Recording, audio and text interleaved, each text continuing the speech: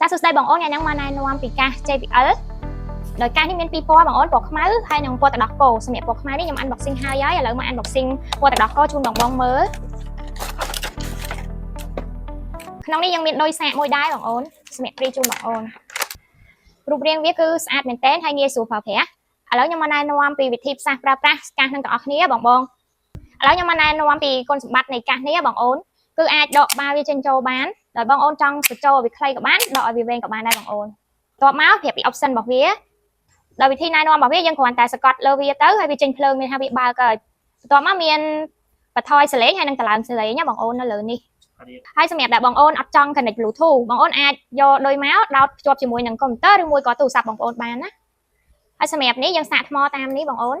ហើយគុណសម្បត្តិវាមួយទៀតគឺអាចដាក់ memory បានដោយយើងដោតចូលតាមប្រឡោះនេះឥឡូវខ្ញុំមកប្រាប់ពីវិធីភ្ជាប់ Bluetooth បងអូនដោយយើងគ្រាន់តែសកត់បើកវាហើយយើងមកចូល Bluetooth នៅក្នុងទូរស័ព្ទយើងចុចបើក Bluetooth មកអូសរ៉ូ model របស់វាឈ្មោះថា1100 BT ពេលដែលវា load connect មានន័យថាវាជាប់ហើយយើងអាចស្ដាប់បានឥឡូវខ្ញុំមក test ស្ដាប់ជូនទាំងអស់គ្នាសំឡេងគឺឮច្បាស់ល្អមែនតើវាកាត់បន្ថយការរំខានចេញមកពីខាងក្រៅយើងឮច្បាស់ខ្លាំងមែនតើ